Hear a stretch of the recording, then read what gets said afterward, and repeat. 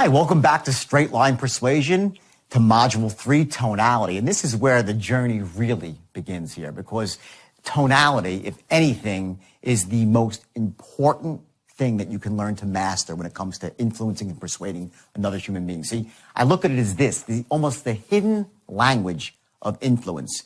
You say a few words, but attached to those words, based on your tonality, is a much more powerful meaning that registers with someone on an emotional, not a logical, an emotional basis. So what you're going to learn here, in fact, are 29 different tonal patterns. And you're saying, 29, how could I learn that? Don't worry about it. You'll learn to master this very, very easily. It'll become second nature to you. You'll become unconsciously competent. And I've been through this, thousands of times, as I said before. And the tonality aspect, while it's the easiest to master, it is the most powerful tool you can ever learn as an influencer. So again, I want you to make sure you take specific actions here as you're watching. Write in your workbook, make those notes, and make sure you play full out with this module. And you're going to see here, as I go through it, how in a script, and we always have a script, by the way, even if it's not in front of us, if you're in person, the script is in your head. You're going to learn how in the first few seconds with a script in your head or on paper, using specific tonalities, you're going to establish those very powerful things, that you're an expert, that you're sharp as a tack, that you're enthusiastic as all hell, and most importantly, that you care. See, at the end of the day, people will do business with people they like and they know that care, not just someone with necessarily the best product. Now, of course, you want to have the best product too, but more importantly is to develop that unconscious connection, what we call rapport. But rapport is not about, talking about the price of tea in China if he mentions China. Rapport happens on an unconscious level through things like pacing and leading, which you'll learn about, things called matching and mirroring. These are the unconscious ways of developing rapport that actually set you up to close the sale, to influence somebody down the road. See, the tricks here, and almost they are tricks, by the way, but I don't mean in a bad way. What they are is they're these little sort of unconscious triggers that bypass the logical mind and allow you to talk to someone directly to their heart. And at the end of the day, it's really the emotion that you create in somebody that truly closes the deal. The logical part has to be there too, and you'll see I'm a big believer in creating logical cases as well. But at the end of the day, people will buy based on emotion, and they'll justify with logic. It begins with tonality.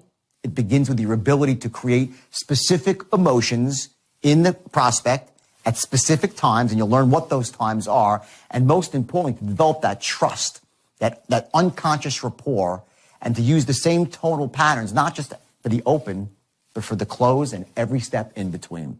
That's the bottom line. So remember, play full out here. I want you to take the workbook out if you haven't taken it out already, and go through this one with an eagle eye here, and also with your ears wide open. And you're going to practice your tonal patterns, and you will see this instantly. In fact, tomorrow, as soon as you go out there and use this, you will be absolutely shocked at the impact this has on your ability to persuade and influence. So go to it, and I'll see you soon.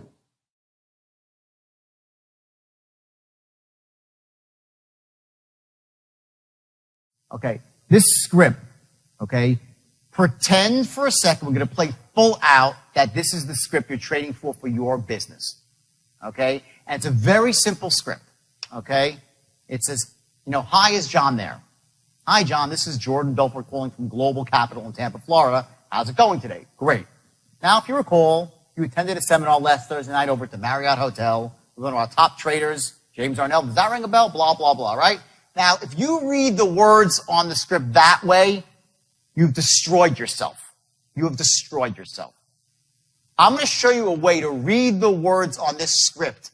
So literally, by the time that you are done, not only have you established these three things, like to the point where the person is hanging on your every word, but you've also established that you care about them, that you're a reasonable person, that you're trustworthy, that you're empathetic, that you have their best interest, right? All that in one paragraph.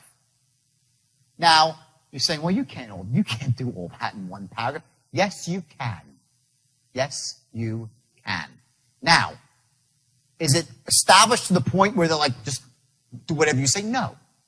What you're doing in this paragraph, you're laying the groundwork. You're pacing and leading them. It's called pacing and leading. You're laying the groundwork for these people to follow you throughout a 10, 15, or 30-minute sale. And by the way, the sale could be stretched out to 3 days. And it could be for a $2 million product at the highest level of sales. This system doesn't have to be like a 1-call close. It could be a 5-call close, if that's what is needed for your product. It could be the longest relationship sale at the highest level of business. It could be about closing a $50 billion deal for a takeover. Doesn't matter. It all starts here. The tonal patterns that you're going to use here in this first paragraph are going to translate to the entire sale, to everything you do, even after the sale's close. You're going to train yourself to speak like influencers, not like average people. If you want to speak like an average person, you're going to be average. There's a different level above average. It's extraordinary. And in sales, to be extraordinary, you need to master the art of tonality. How to speak to people so you capture their imagination in a second. How do you create scarcity without saying, it's scarce, it's scarce? You don't create scarcity like that. Scarcity is with a tone of voice and some appropriate words and a pattern of language. But tonality is what really makes something seem scarce, or something that's a secret. Something that's really, really important, like when I lower my voice. Now, you all do this right now anyway, but you're not doing it in probably a very deliberate way. What we're going to do the next hour when we get back from break is we're going to get really, really deliberate with tonality to the point where you're like, oh my God, I did not know the emotions I can create in people by lowering my voice or raising up at the end of a sentence. You're going to start to see how powerful this stuff is, and you're going to realize, what you're going to do is you're going to realize that, A, if I do that, they're not going to close right now. But if I do this through the entire sale, and I have the right structure, and I can crack through their limiting buying beliefs, make them trust me as they should, make them trust my company as they should. And by the way, if you're working for a crappy company with a crappy product, my advice, get out now. Get out now. Because you're going to sell, because you'll take the system, you'll make a fortune, you'll hurt people. Okay? You've got to be selling a great product and working for a great company. I think you all are. I want to show you how literally every word in one paragraph and every sentence into itself, how the words are spaced out, your pacing, the pauses, every little thing in this one paragraph matters immensely. It's hugely important. And you're going to see how you're going to capture their imagination and develop these 3 things literally in 4 seconds flat. And then in the first paragraph, by the time you're done, they'll be reinforced that much more. So what I want to show you right now is how you're going to capture somebody's attention in literally 4 seconds flat. And we're going to play full out here. I want 2 volunteers from the audience. What we're going to do now is this, all right? Now, if you notice, I wrote this script. Wrote it about 8 months ago. I know it by heart. But you're going to watch that I'm going to hold the script, and I'm actually going to read from the script whenever I do this. Because I'm telling you, the key to success in sales is you take out as many variables as you can from the equation. You control what you can control, because there's a lot of stuff you can't control. Okay, so if I have a script that's perfect, and I know this script is perfect because it's been tested and it works, this script will convert everybody who's convertible as long as you say the words the right way. Now, I want you to be very conscious. I was going to run an exercise, and I was going to start off with an imperfect script and show you how hard it is to use a script that's imperfect. I wrote the first generation was imperfect. In other words, when you're writing scripts for your company, a lot of you write scripts, right? Remember that a script is a work in progress until it gets to the point when it's perfect. And when you know it's perfect, it's been refined, it's been tested, then you lock it in. When you're going about writing a script, remember that when you write words down, it's slightly different than the spoken word. Certain words are contracted. Certain words are dropped completely in conversational English. And most importantly, you sound like a novice by not contracting words, and you sound like a stranger. The idea is that when you speak to somebody on the phone, even though you don't know them and they don't know you, you want to capture it in the familiar. that you're a friend to friend. It's not like, hello, Mr. Jones, this is Jordan Belfort. How are you today? He's like, what the hell? Who's this salesman calling me? That's the first thing they think, okay? So when you pick up the phone to call somebody, now pretend right now we're going to run this exercise right here as if we're going to try to be selling seminars, and someone actually in this room is selling seminars, okay? And it's actually you, right? Okay, perfect. Perfect sale. Okay, now, so here's what we're going to do. I want you to listen to how I read this script. And I'm going to read this script with a specific tonality, okay, which is the right tonality, which is going to capture every single person in the first couple of seconds. Now, I'm going to do it real quickly. I'm going to do just the first line, okay? So I say, hi, is John there? And he says, yeah, this is John. Hey, John, this is Jordan Belfort calling from Global Capital in Tampa, Florida. How's it going today? That's the opening script. Now you say, well, what's the big deal about that, right? There's a lot of a big deal about that, okay? Because if you say it in a different way, you're going to lose maybe 10, 15, or 20% of a person's confidence, their focus, and their mind will start racing and going off in a different direction based on how you say these words. Now listen closely again, okay? And then I'm going to have them do it, and you're going to see the difference. Watch. Say, hi, is John there? First few words, right? Hi, John, this is Jordan Belfort calling from Global Capital in Tampa, Florida. How's it going today? Okay.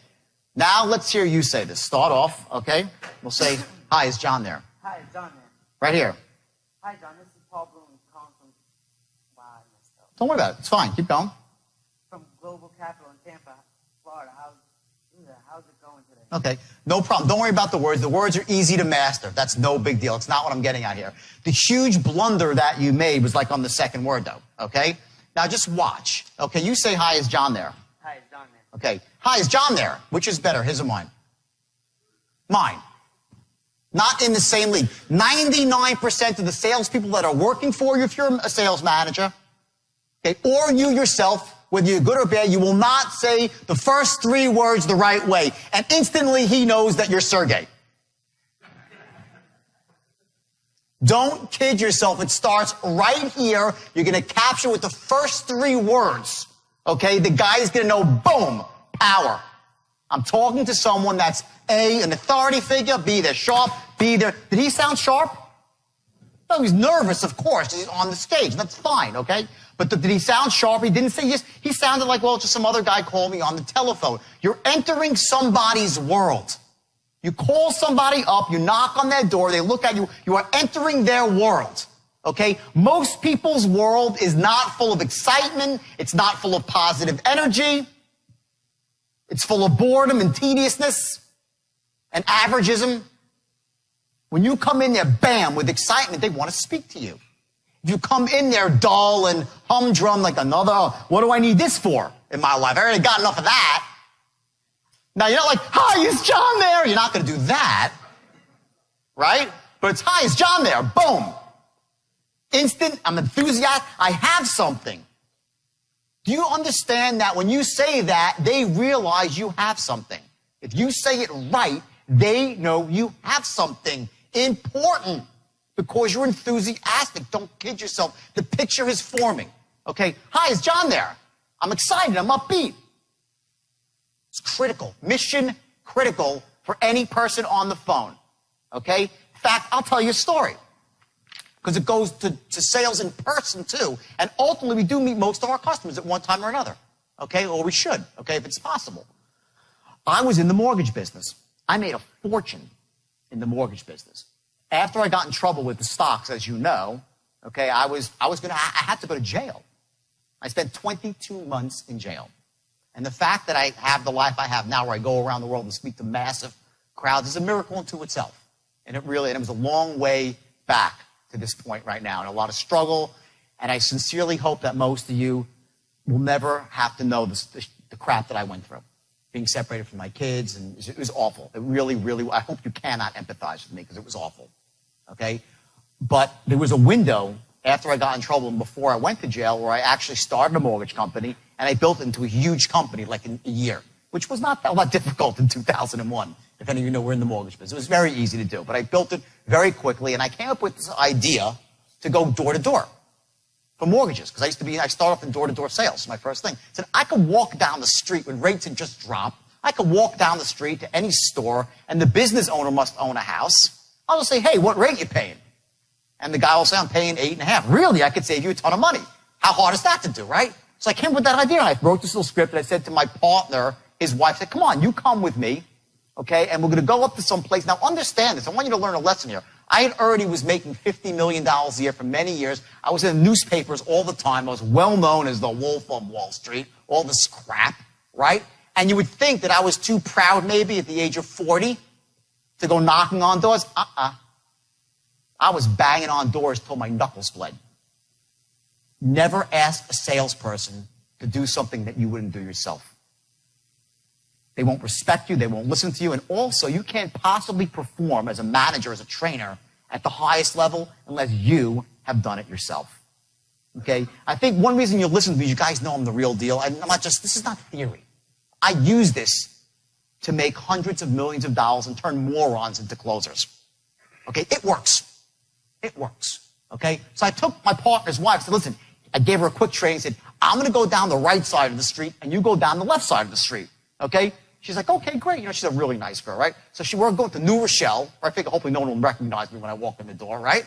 So I go it's like maybe 30 miles away. I have a little bit of pride left, all right? So I go down. The first person I walk in, it's like a diner. They're not interested. Second person, DeRosa Seafood. I walk in. The guy behind the counter in a fish market said, hey, is the owner around? He goes, yeah, I'm the owner. Hey, my name's Jordan. I'm a mortgage broker. I'm doing refis. What are you paying? He goes, $8. He goes, like, are you kidding me? I could save you a ton of money. Open up my book. Boom, boom. In 5 minutes, I closed the deal and made $8,000. 5 minutes. $8,000, all right? I go down 2 more rejections. The fourth door, bam, a hair salon. I close the guy who's selling hairbrushes to make $11,000 on one street in 2 hours, all right? I make my way down the rest of the street, no more sales, all right? I go to the other side of the street. My partner's wife, Shelly, the nicest woman in the world, okay? She walked around with a Bible. She was a really God-fearing woman, a great woman, okay? And I walk down, and I see her sitting on a bench crying. Okay, she's like, what's wrong? She says, nobody wants any mortgages. They don't want anything. I'm like, what are you talking about? I just made 20 grand, Shelly. She's like, what do you mean? No one wants anything. I'm like, did you go to all of these stores? She's like, yeah, I walked in every store and then they threw me out. I'm like, follow me, okay? I take her back to the first store, nothing. Third store, boom, I hit $8,000 in a jewelry store. The same store she walked in, I walked in 5 minutes or 30 minutes later and closed the person that threw her out. Next 3 stores down, boom, a body shop. This guy, I forgot his name. I made $12,000 in a body shop. She went into the body shop. She set up and said, get out of here. No soliciting. Now, what was that about? It was from the first second I walked in the door and opened up my mouth, bam. I was enthusiastic, sharp as house, and most importantly, a figure of authority. It was something that came off in the first couple of seconds. You know who Jacob the jeweler is? Famous jeweler. Anyone know Jacob the jeweler? Okay, couple. Famous big-time jeweler. So now I build this mortgage company, right? And it's rocking and it's rolling. And I have like 45 people, and I'm making a lot of millions of dollars a year, right? And I'm still going out, and I love selling door to door. I get off on it. So once a week, I would take 3 sales with me, and I'd go out. I just walk and knock on doors and make 50, 60 grand. Like clockwork, all right? So I go and said, I'm going to go to the jewelry district in New York, where there's just booths and booths and booths. Anyone from New York and Michael's, right? Where there's like literally 500. They're just concentrated, and they're all owners. I'm like, what could be better than this? I'll make a bloody fortune. So I go into the jewelry district, right? And I go down to these 3 salesmen and tell them, I make $100,000 in an afternoon. $100,000. Finally, I loop around to the other side of the street, nothing. I walk into some really big thing, big store, right? And it's like one giant booth in the back. And I walk in with my little crew. I walk right up to some woman. I give her my pitch. And she's like, I'm paying 7.5. And then she says a couple. She says, why am I talking to you? I'm like, what do you mean? She goes, I never talk to, I throw everybody out of the store. Why am I talking to you? It was Jacob's wife, Angela Arabov, okay? I don't understand why I'm talking to you. Before I knew it, I was upstairs with Jacob in his office. I made $17,000 refining their house in Forest Hills, Queens. I was at their house for dinner that night. They did not know who I was. They did not know who I was simply because my rap of confidence, the aura that I had, that I was sharp as a tack and I was an expert, Jacob told me to screw off. I was like, screw off yourself. I was pacing him and leading, matching and mirroring, being just like him, right? Angela Araba, to this day, okay, she never considered I throw everyone out, but I did business with you. Why? Because the first second I walked in the door, I was different. I captured her imagination. So when I say to you, like, hey, is John there? I ain't kidding. Okay? If you are a salesperson and you're hammering away, you got people on the phone, a big crew of people, just that alone will increase you up this much. Now, you're going to close sales, but no. But this is called the art of, ready for this? This is a great lesson. This is called, okay, this is called the art, I can't write. The art, I'm an author too. The art of not blowing it. That's what this is. Here's the mistake so many people make, okay? If this is your straight line, okay, and you're qualifying over here, and then you're presenting here, and you're closing here, right? Okay, the mistake people make is they think the sale starts here. When they start presenting, the sale starts the moment you pick up your phone. You're closing with your tone. You're closing by establishing the 3 magic bullets. That I am what? That's number 1. Sharp as a tack. 2. What? Enthusiastic as hell. I can't write. You see this? Enthusiastic as hell. B. I am a force to be reckoned with. An authority figure. An expert in my field. That's how I got upstairs to Jacob's office. That's how I made $3 million a year from a dead stop after the government had taken all my money, and deservedly so. Because I had a company. Let me tell you something. I invented the straight line out of frustration of trying to take 19-year-old kids with little education and make them into killers who could talk to the wealthiest men and women in America and extract money from them. Not $5,000, millions. We would call people all across the country, and they would send us, one guy would send us $4 million. $4 million. For a stock he never heard of, to a brokerage firm he never heard of, to a salesman who usually still had pimples on his face from acne. It's in millions and millions. I raised, I think, like $3 billion in that heyday, all because of the straight line. All because of the straight line. And it started off with the first word. Now, the mistake I made, here's the thing, 95% of what I did in business was strictly legitimate. Legit, all legit. I was raising money for companies. Steve Madden Shoes, I'm sure you know that company, right? It's my company. Not only did I take it public, I owned it. 85% of Steve Madden Shoes was mine. Steve was a minority partner. He owned 15%. He came to me looking for money for venture capital. You do venture capital over here, right? Came looking for venture capital. All right, I gave him $1 million. I said, he had one ugly shoe. It was the ugliest shoe I'd ever seen. It was called the Maryland, a big, chunky Western clog, right? He goes, I got the shoe. I don't care about the goddamn shoe. How much you need? $1 million. I said, great. Give me 85% of your company. Here's $1 million. He said, great. Steve was fresh out of rehab. Okay, he's sober for like 22 years now, Steve. Okay? Next day, I turned around. I sold off 30% of my stake for $1 million. Get the picture? I was in for free. I owned 55% of Steve Madden Shoes. It was a startup. The company now is worth over $1 billion, not million, $1 billion from that little tiny investment. That was the business that I was in. I was in venture capital. I raised money using the straight line. All legal, perfectly legal, nothing wrong with it. Sales tactics, a lot of pressure. More than there should have been. Not legal. High pressure, not ethical, not illegal. The mistake that I made is that the straight line was so powerful and raised so much money that I could not keep up with the onslaught of buying coming in from around the world. People from not just the U.S., all over the world. They kept coming in and coming in. If I was smart, I would have slowed down my business and not hired as many salespeople, and I would have made less money up front and be worth probably $5 billion right now. But instead, I took as much as I could get, the buying, and just putting more product out there. And you know what? I started putting crap out there. The manufacturing couldn't keep up with sales. Stocks started to go up artificially. That's how I got in trouble. And I was manipulating stocks. Just like that. I did not start off wanting to do that. What I'm saying is, the reason I'm telling you this story, a lot of you, especially who own companies here, but you're going to notice that you're going to put this stuff in place and your business is really going to soar. They're going to soar quickly. Like, you'll see, boom. Just don't let it go out of control. You need to have the other side of the equation. You know, if it's loan mods or credit repair, okay, you got to be delivering the service that you promise with a straight line.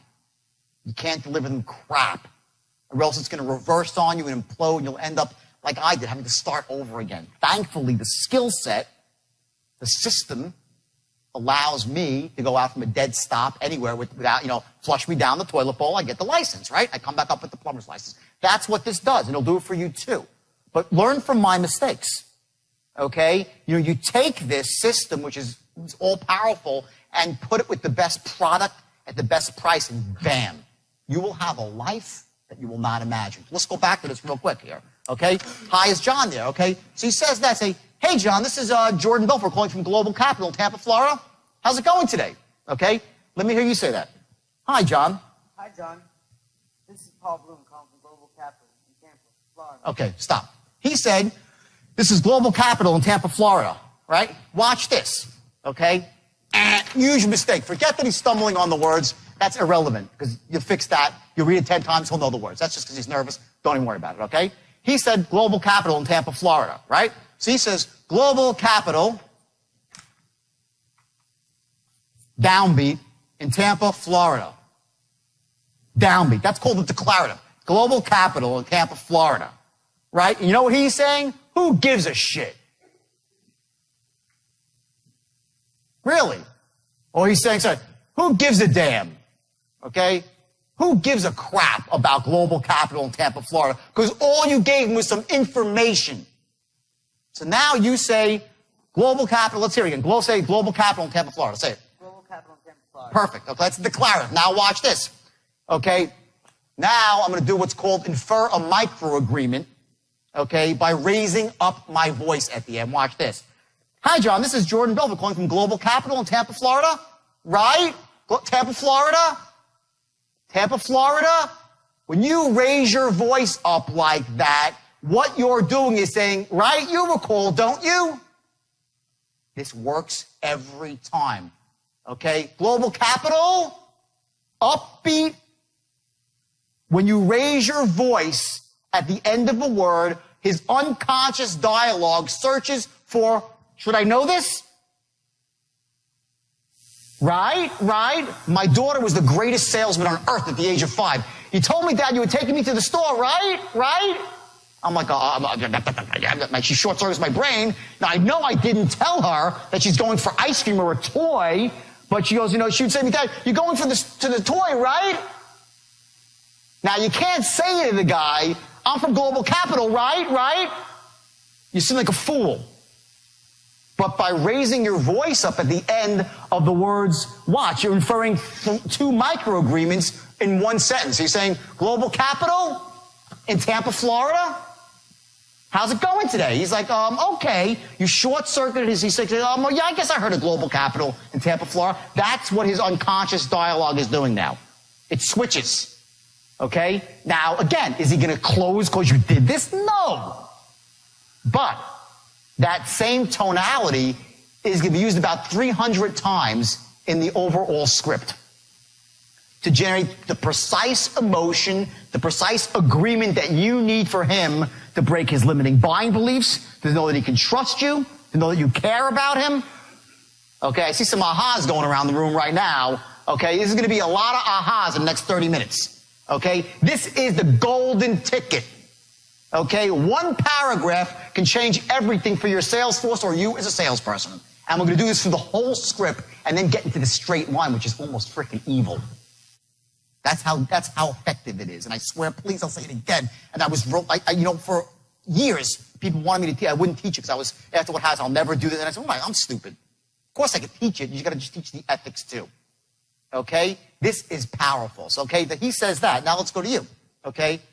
So I say, how's it going today? So what do you say? Oh, good. I say, great. Not great or not great. Okay, great.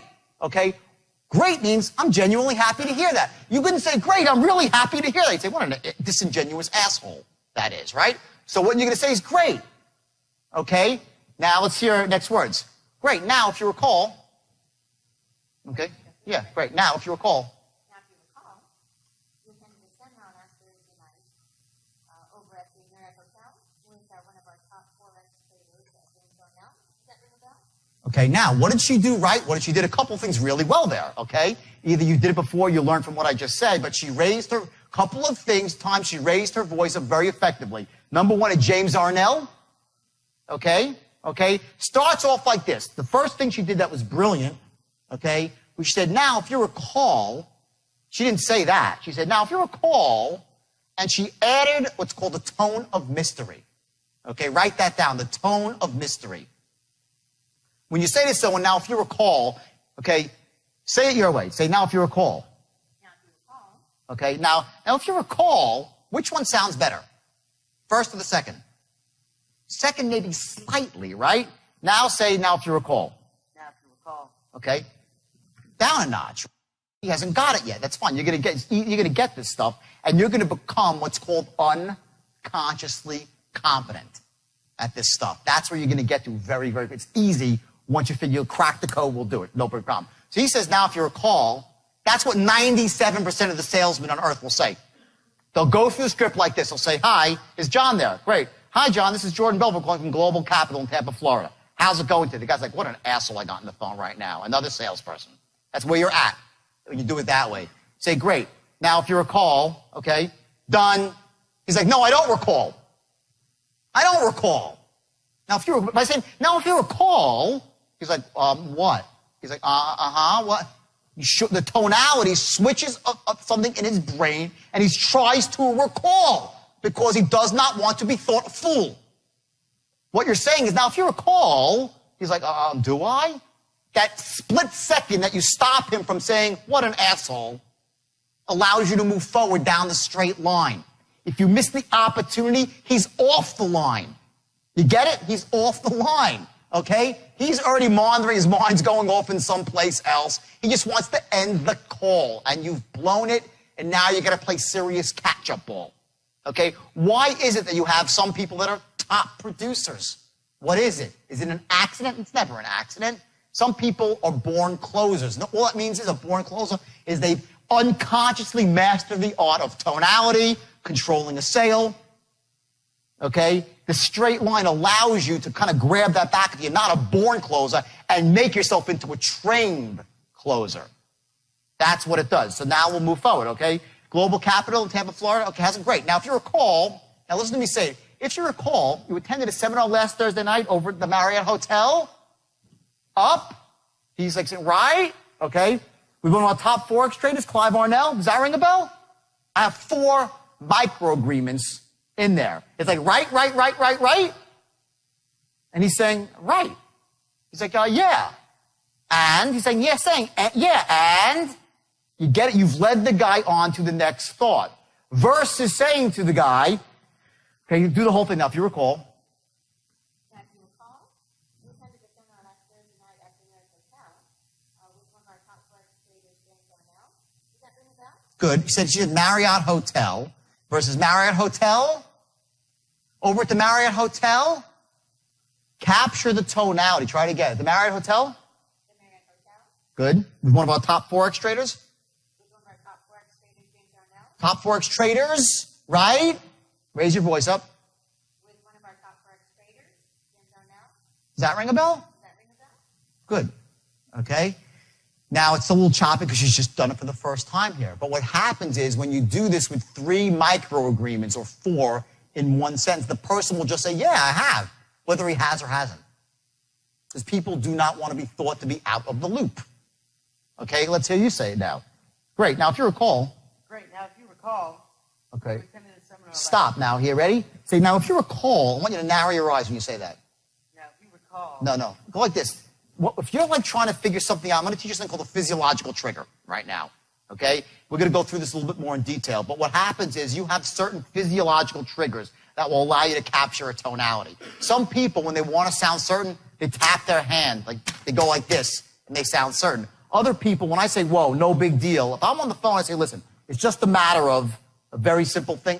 I'll push my hands out, and I do the gesture, despite that they can't see me, because they can see me. Okay? You can create a gesture by moving your body a certain way.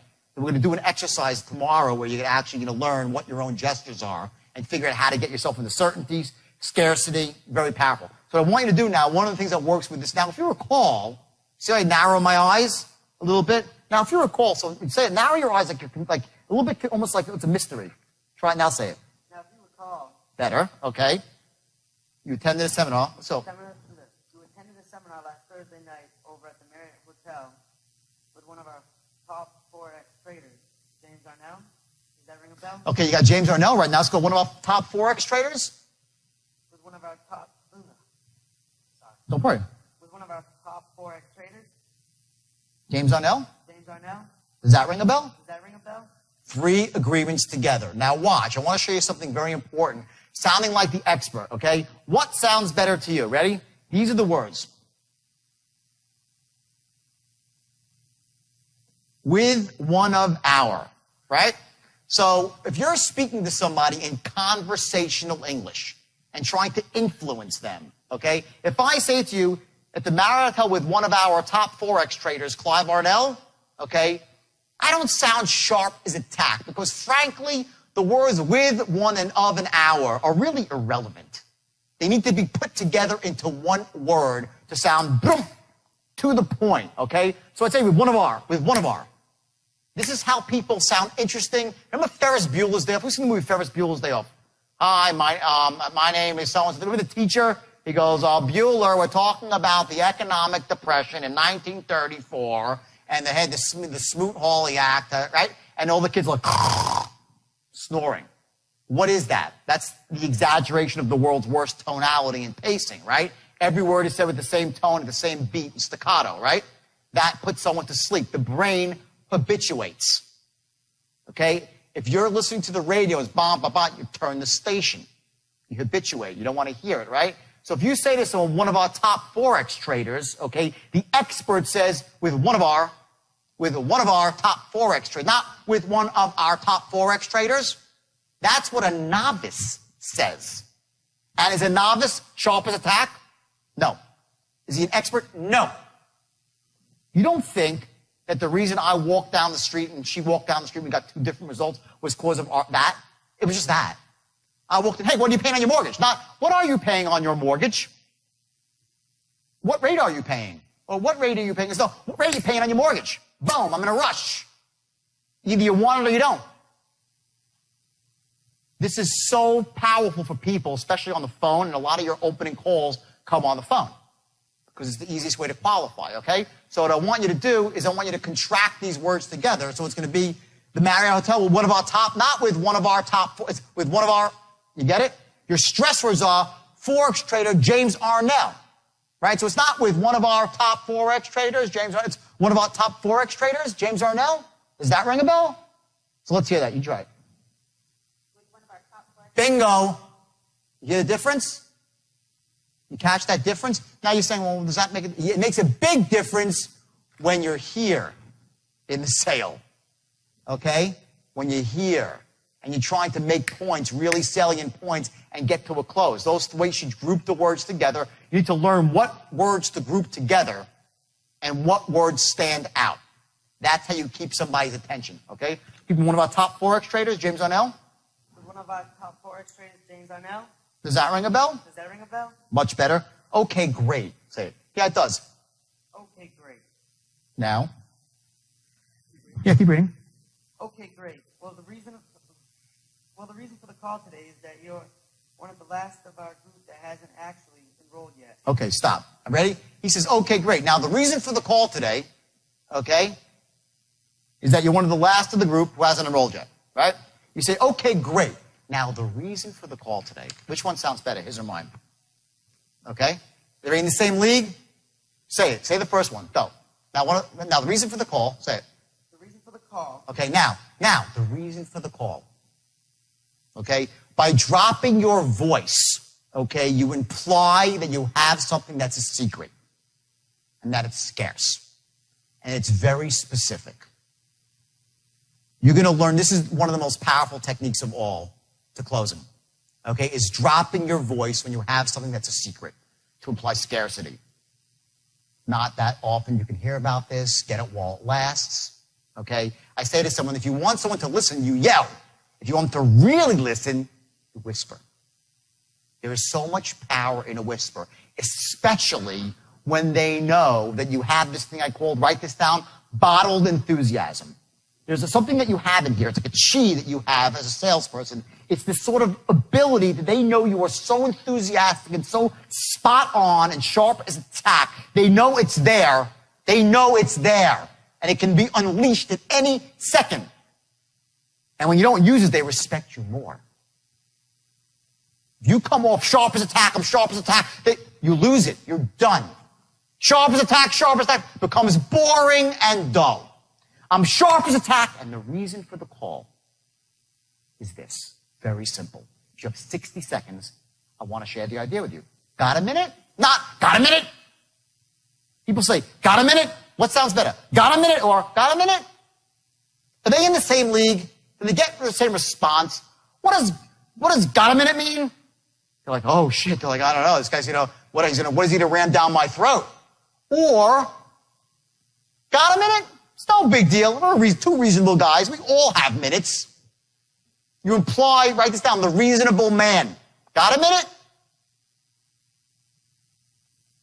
You do that, you disarm somebody. Immediately, he's like, well, yeah, I got a minute. Yeah, of course, I'm a reasonable guy. You're a reasonable guy. I'm a reasonable guy. Throughout the entire presentation, at strategic points, you're going to imply reasonability. Especially when you're asking him to start committing to stuff. It's reasonable, isn't it? Got a minute? Got a minute? Got a minute? They all mean different things. 9% of communication, guys and girls, is words. 9%. 91% is tonality and body language. And when you're on the phone, which a lot of us are, especially in the beginning, 91% is tonality. Because you create the image through tonality. Simple as that. You must master tonality or you're wasting your time as a salesperson. And by the way, it's what charisma is all about. Charisma. It's about tonality, about making yourself so interesting. It's not the way you look even. It's the energy, that bottled chi that's inside you that can come out at any moment, but's held in check. People would say to me, well, I get on the phone with people and they ramble on. No one rambles when they're on the phone with me because they know better. Not that I'm going to hurt them. I'm 5'7", 150 pounds on a good day. Okay? It's because they understand that I'm an expert, I'm sharp, I got it. They don't want to piss me off. Does that mean they're going to buy? No. Because remember, we have those buying archetypes, right? Only certain people will ever buy. But I know that if I do it like this, everyone who can possibly buy will buy from me, not from somebody else. The worst fate for a salesperson is that you couldn't close them and somebody else did. That's the worst. That's the low point. Not that you pitched 10 people and no one bought. That's A-okay. That's the numbers game, like the sales funnel. The worst is they didn't buy from you and they bought from the next guy. Simple as that. So we go through the script. We get to this point now. Great. Well, the reason for the call, you drop your voice to imply scarcity. So let's hear you do it. Great. Okay, great. Well. Okay, great. Well, the reason for the call today is that you're one of the last of the group who hasn't actually enrolled yet. And if you have 60 seconds, I'd like to share an idea with you. You got a minute? Okay. Let's do it and say, okay, great. Okay, now say it like you get it on the phone. I say yes. Okay, stop. Let me go back, right? You say, does that ring a bell? I say, yeah, it does. Now what do you say? Okay, great. Okay, now keep going.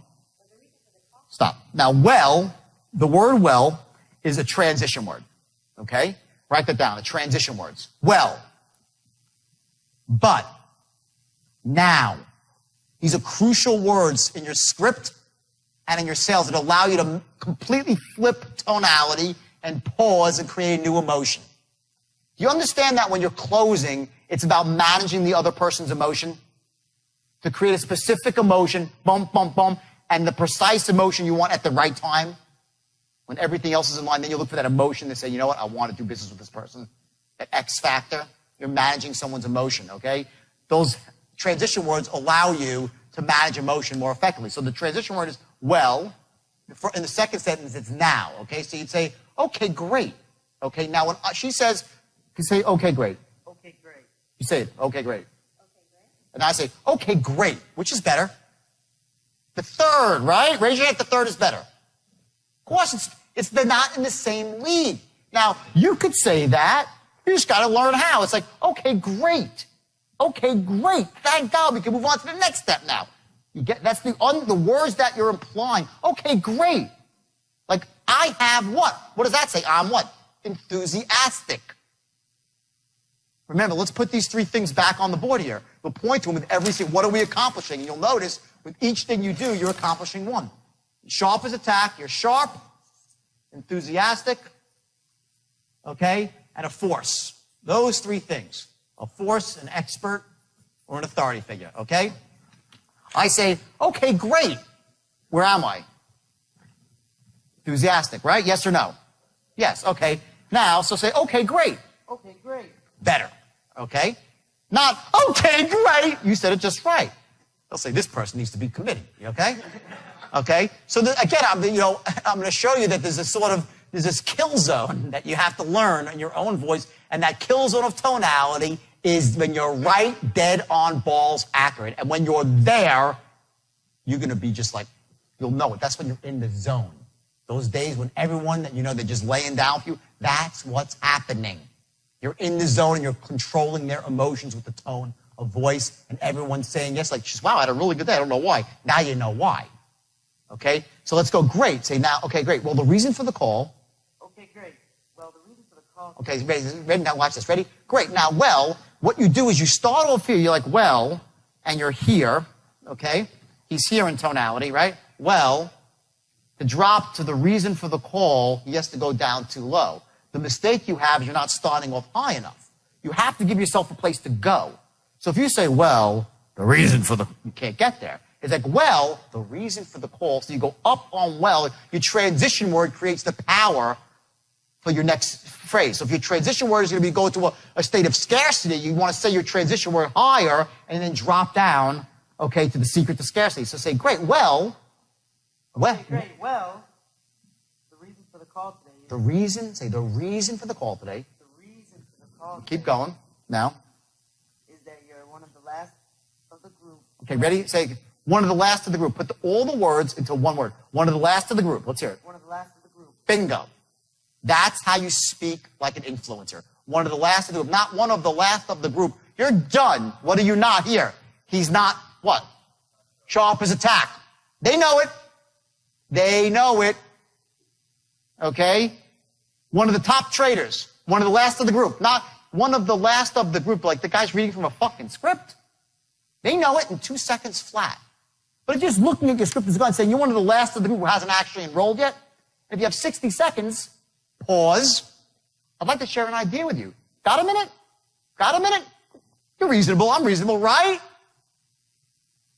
Everyone who can say yes, who is like literally has a minute and has anything interested in what you have to say, they will say yes. Remember I said if you read the script one way, and I'm not getting down on him, I respect him greatly for getting up here, by the way, because he raised his hand up, the first person to pop his hand was him. Okay, I respect that, because no one cares whether you could do something well or not. All they care about is your heart, and this guy's got a heart. He will be a closer, for sure. So the bottom line is this, okay? You say something my way. Let's say we speak to 100 people, okay? And I do it this way. What percentage of the people you think that are closable will come forward with me? What percentage? Close to 100. Okay, if I read it my way. If he reads it his way, he might get 15 or 20% of the people to move forward. Because he hasn't captured their imagination and he hasn't established these three things. And if they do move forward, he has a significant uphill battle to fight because they know he's really not these three things. And now he's got to make such a case, such an airtight logical case, such an airtight emotional case. It's an uphill battle. You're not a closer, you're not an influencer, and you'll be killing yourself as a salesperson. So, and I'm going to tell you a story. This is a great story. And by the way, you're somewhere in between. Like you're a little bit higher up in terms of your tonality, is a bit more advanced, but still there's a lot of things that you're not capturing, and it's so easy to do. This is the point I'm making. This is like a learned skill. I don't have some magic bullet that I was born with. Yeah, I got it. But the point is it transfers to anybody. I could sit with any one of you for 2 or 3 hours. And as long as you will commit, remember I said in the beginning, you want to have a burning desire, take opportunity, right? Follow a proven system. I said, if you have those, anyone can learn it. The only people that can't are those that don't really care to. They don't care about money. And by the way, let's just clear this up right now. Money matters. And anyone who tells you it doesn't is full of crap. They never had any. Money is not evil. Money doesn't corrupt people. Money's a beautiful, wonderful thing. You know, rich is good. Your middle name should be, I'm rich, Mr. Rich, right? When you're rich, you can do things to help people. You can be the guy that donates the x-ray machine to the hospital or who builds the wing of the hospital. You can take care of your family, retire the people that you love, have an impact on the world. The most disempowering state is poverty.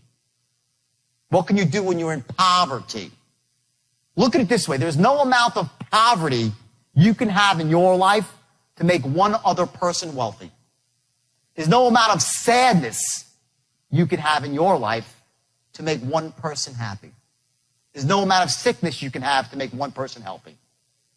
If you want to make the world a happier, healthier, wealthier place, what you do is simple. You get as much of those gifts as you can for yourself, and you spread them around. That's called a reframe. You have any limiting beliefs about money, squash them. They're crap. Whatever was fed to you when we were this big, someone was fed limiting beliefs that money might corrupt in some way or it's evil. Money's a beautiful, wonderful thing.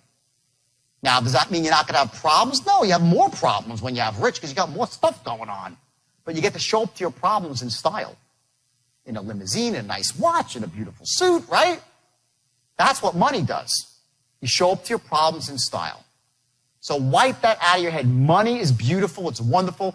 Get money and then give it away. Take as much as you need for yourself, then you spread the wealth around.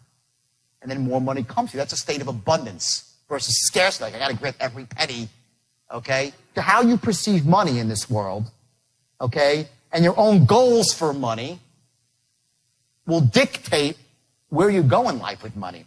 Just imagine this way. If you know money doesn't really matter. Oh, really? Just imagine if you're in a marriage, you say, well, my wife doesn't really matter. How long is she going to stick around? Well, how long is money going to stick around if you don't think it matters?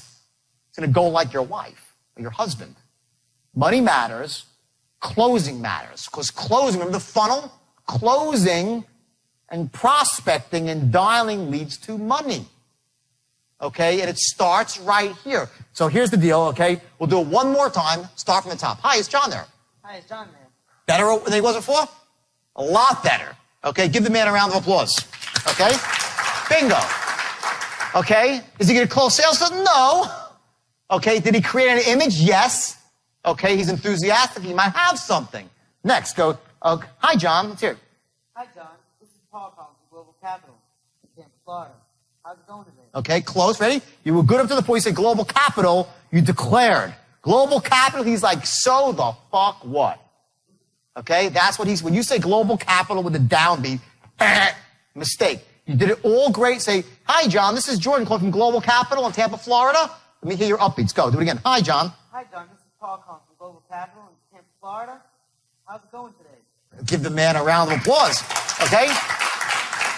Bingo. Okay? Say, great. Now. Great. Now. Now your eyes. Now mystery, right? If you can recall. No, now, great. Now, listen to me. Ready? Great. Now, if you recall. Great. Now, if you recall, you attended a seminar last Thursday night over at the Marriott Hotel with one of our top forex traders, James Arnell, Does that ring a bell? Getting better. Now I want you to listen to me. Ready? Say, what about top Forex traders? Up, right.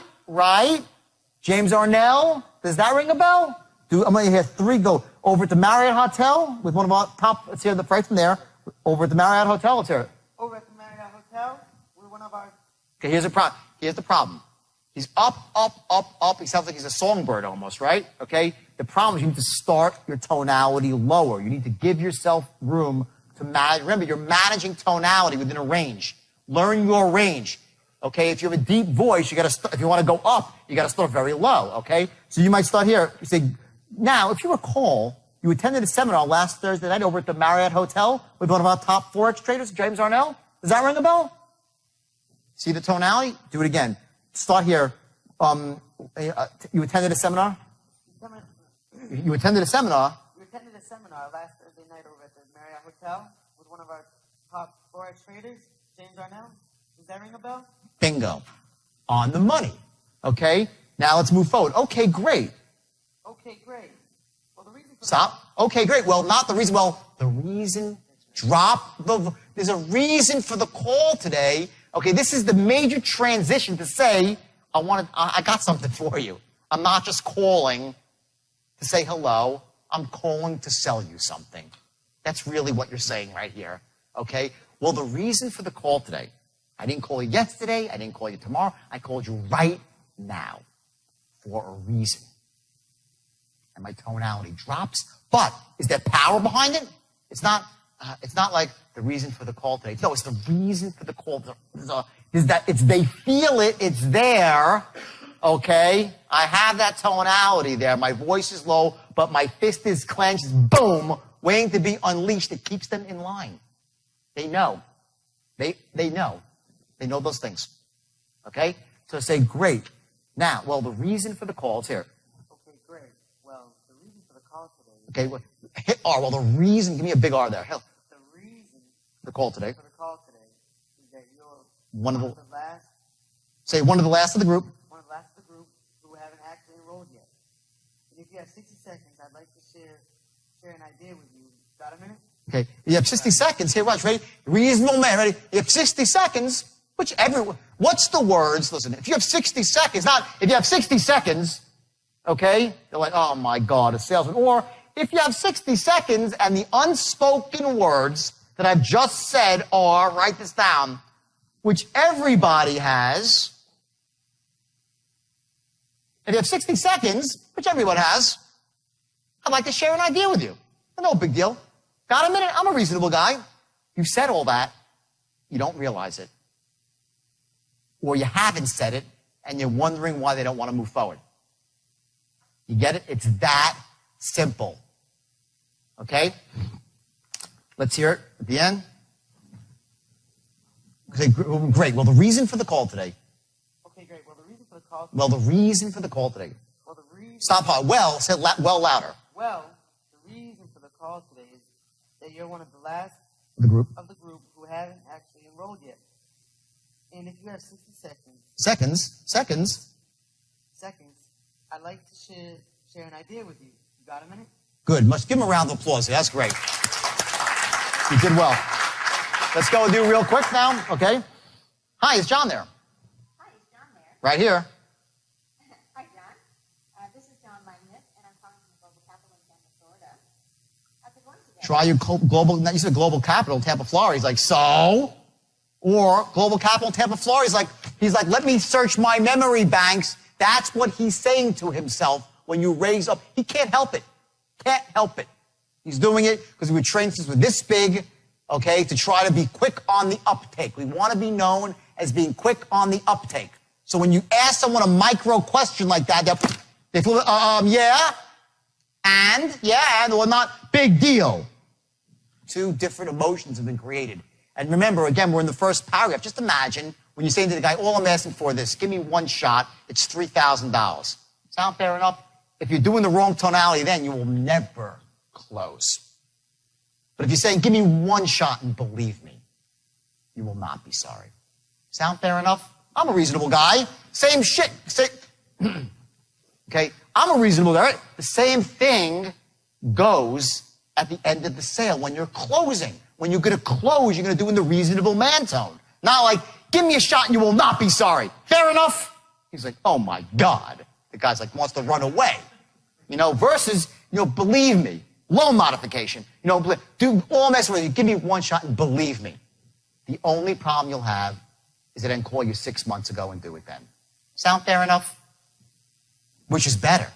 Or give me one shot. The only problem I didn't call you 6 months ago, I would have got you started then. Fair enough? He's going to say, what an ass. Okay? Or the only problem you're going to have is I didn't call you 6 months ago and do this for you then. Sound fair enough? You've said there's so much. I care about you. I care about your family.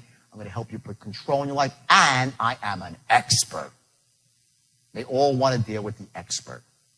This is what tonality, the straight line, is tonality and structure. Tonality and structure. To move somebody's emotions down the line with the appropriate tonality, to have them right where you want them, not in an evil, manipulative way, in a way that empowers them to make a good decision. You will never use this to manipulate somebody, because now I think you can start seeing you could use it to manipulate someone to make a bad decision. Especially when you learn the art of looping, which we'll go through later, which is crazy, okay? Where you break their buying beliefs down, okay? So you do this only to empower people. That's the message here, okay? So let's move forward here. Great, say great. Now, let's do it again from the top. Hi, is John there? Hi, is John there? Right here. Hi, John. This is John Minus, calling from Global Capital in Tampa, Florida. How's it going today? Good. Great. Now, if you call, you will... Say stop. Do it again. Great. Now, if you recall... Great. Now, if you recall, mystery guys, because they're going to say, no, I don't recall, if you do it wrong. And if you recall, which you should, and you don't want to be thought as being slow on the uptake now, do you? Now, if you recall, like most reasonable people do, like most smart people do, can't say that. You can say to the guy, now, if you recall, because you're not a fool, that you attended the seminar you can't say it. But you can apply it with your tone, okay? And you manage the sale, and you move. Do you understand what's happening here? You're moving. It's always about moving forward towards a close. You're closing from word one, or qualifying them out and directing them to the right source where they can get what they need. That's when you're really operating at the highest level of sales and ethics at the same time. Simple as that, okay? So great, now we're here. Great. Now, if you recall,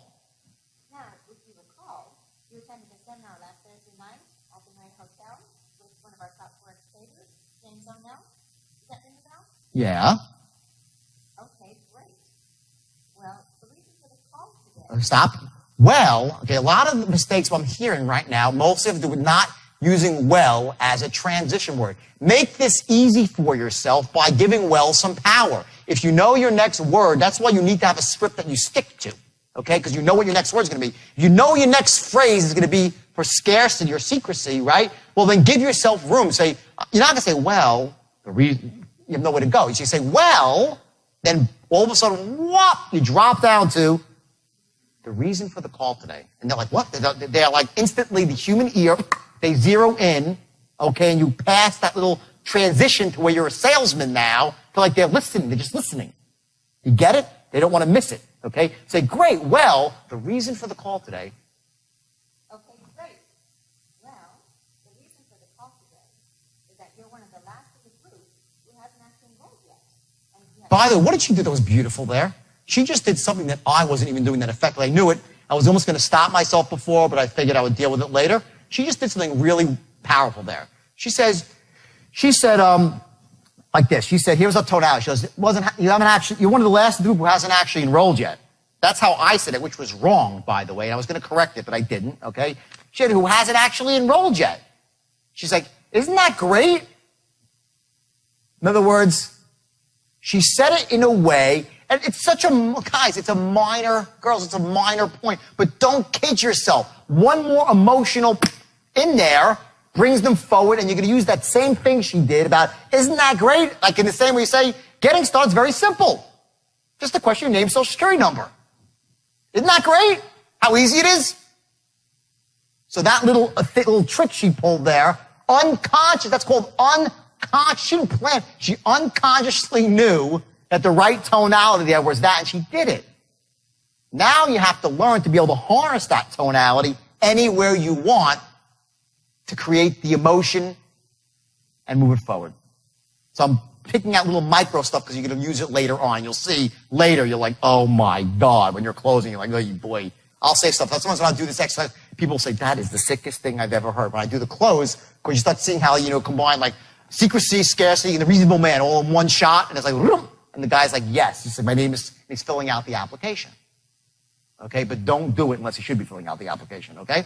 So real quick, let's say the 50th time today, right?